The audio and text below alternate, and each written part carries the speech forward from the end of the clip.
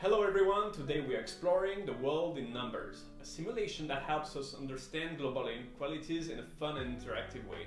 I'm Yuri and this is Elena. Let's dive into this interesting method.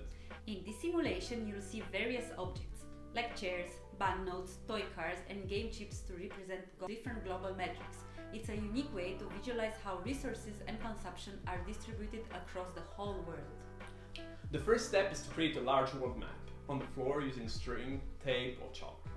This becomes a canvas for our simulation. Then you distribute 20 chairs across the map to represent the world's population. Each chair equals about 395 million people. So you have to decide how to allocate them based on real-world data. Next, the group allocates banknotes to represent global income. One banknote is worth about $4 trillion, and it's an interesting way to see the economic disparities among continents. Once the group agrees on the distribution, the correct results are revealed.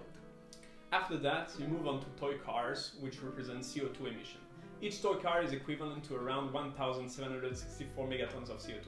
This exercise can spark discussion about climate change and environmental impact. Finally, the group allocates game chips to represent global military expenditure.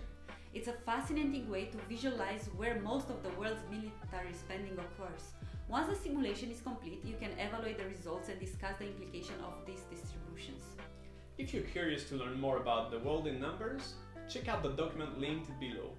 It has all the details from preparation to implementation and even some thought-provoking questions to guide your discussions. Thanks for watching this video, and if you enjoyed it, please check the other videos from the Youth All Inclusive project.